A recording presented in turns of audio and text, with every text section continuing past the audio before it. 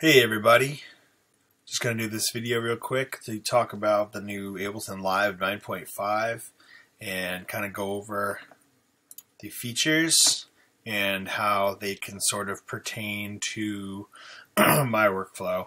So one of the things that they've added in this new Ableton Live version is a lot of changes and improvements to the simpler instrument, which I guess in the spirit of simpler, they've kept the features pretty basic, but they've added a couple key new modes. And it's pretty interesting because in some ways it can do things that the more advanced version sampler can't do, I think. Actually, I think that, yeah, you'll just see. Because sampler is a little bit more, it's not as different as it was before. But basically, I've got this. Alright, so I'll just play what I've got right now.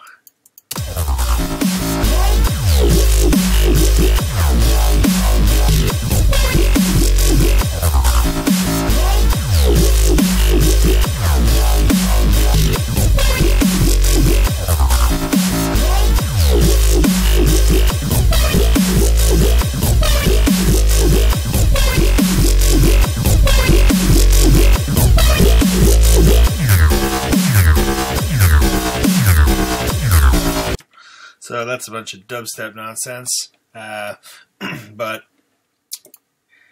the cool thing is I have basically done all of this using just instances of Simpler.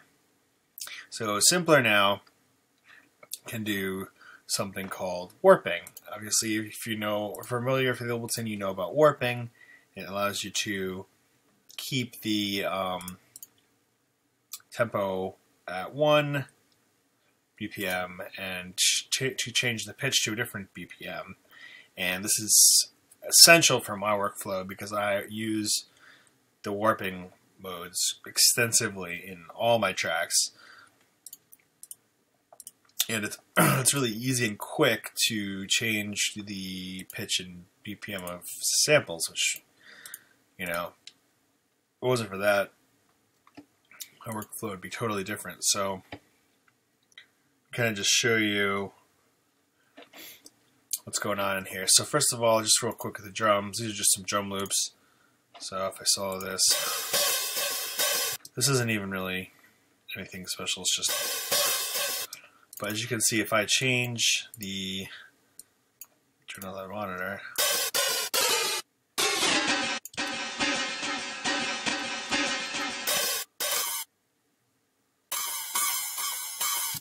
changes the pitch, but doesn't change the tempo. So the classic mode, this actually is a classic mode. If I turn warping off and I play like this, that's what it would do before.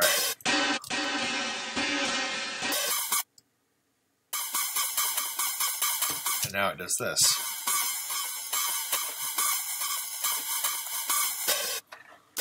So that means if I change the tempo of the track, the beat would change along with it.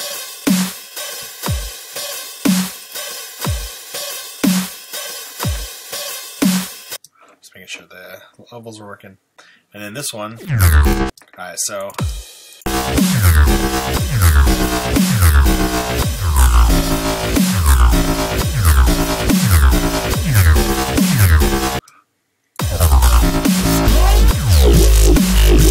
what's going on in this track over here.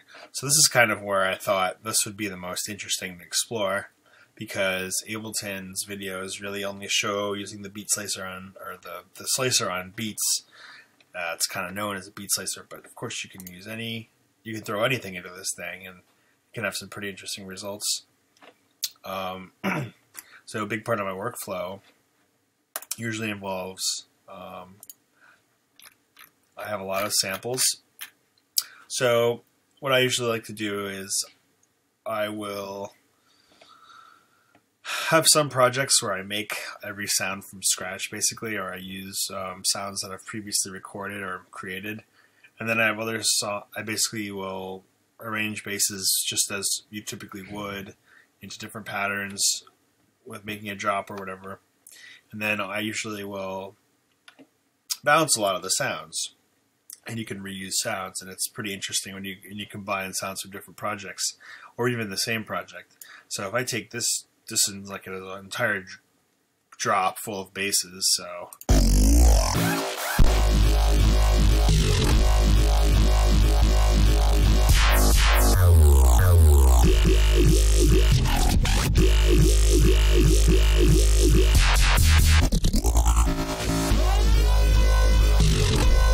it sounds like there's a couple other sounds in there too, but the point is that this is ripe for slicing and kind of remixing.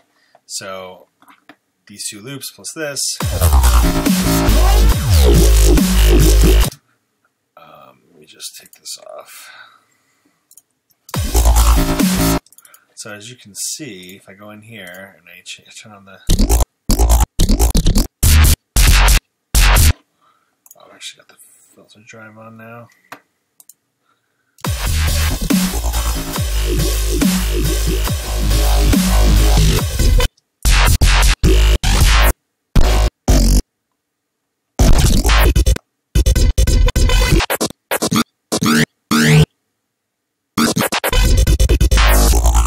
So these are all different sounds, but the nice thing about these, so this is in a way not anything new because you could do this in using slice to MIDI, but the difference is that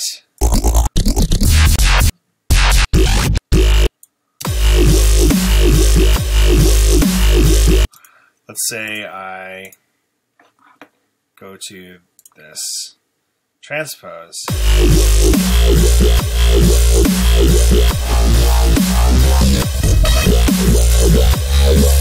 You couldn't do that before. So now what this allows you to do is basically have one drop that's, say you're a G minor, and you have, let's say you're making a song, but it's actually in, you know, F sharp. So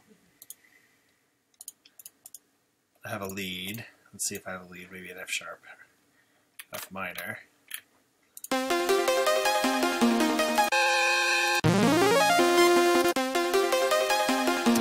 Alright, so I'll just take this. And it's in 160, so I'll just tell it's in 160. And I'll set the length, just so I want that right first.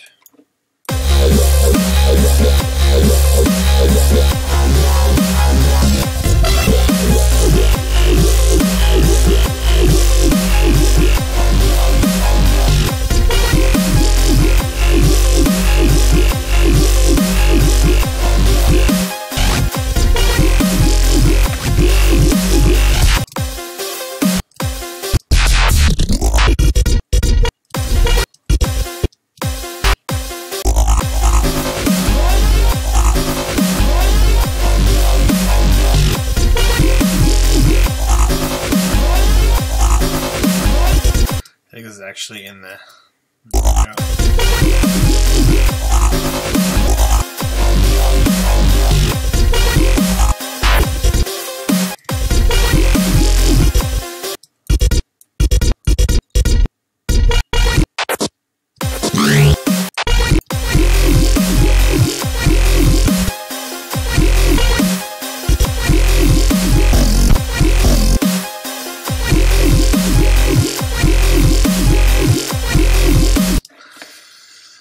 so, although you can, as you can sort of hear, like these note start points don't really make sense, because it's basically just, alright, so if you look at this sample, it's a fat sausage, and the way that the transient detection work, well, the way that it determines where to put a slice is it uses transients.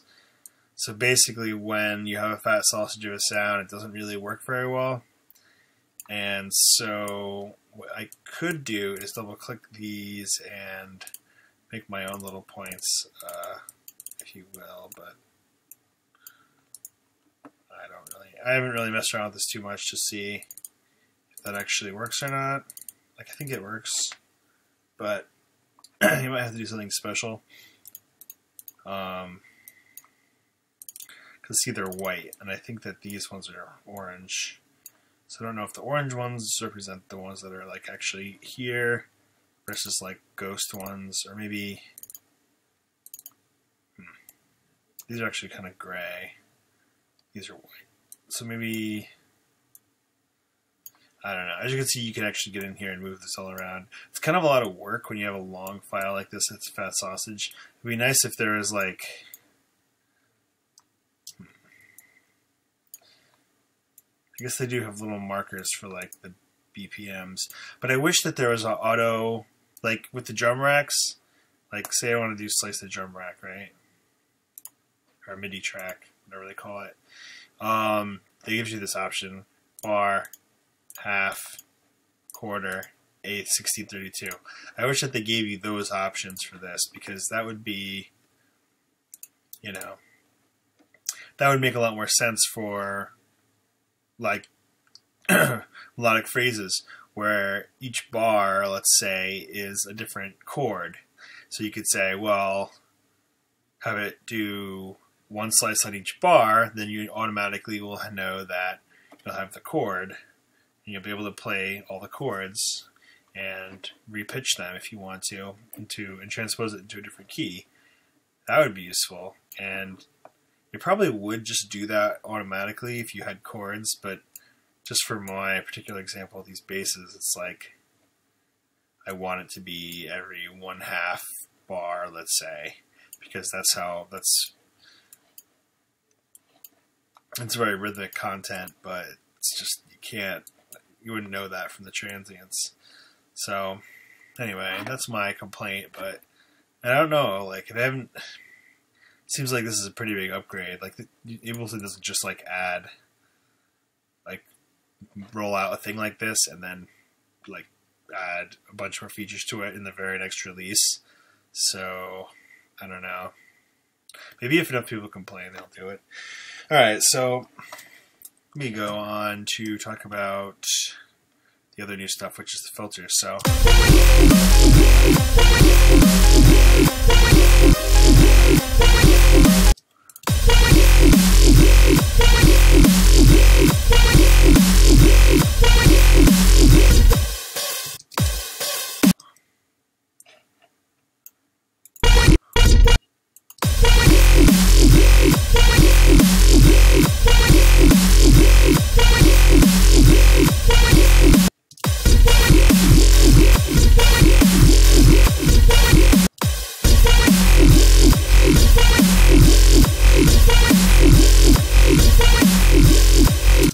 So a couple new things.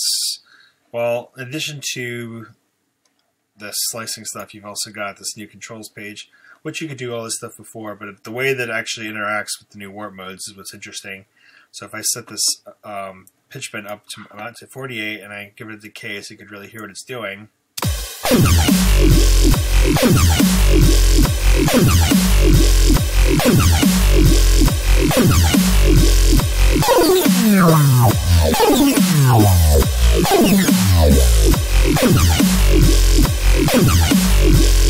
There's some pretty cool kind of experimental sound design going on with this.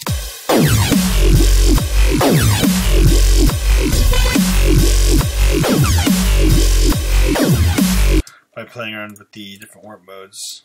My favorite is the beats one because it can get really, really crazy sometimes.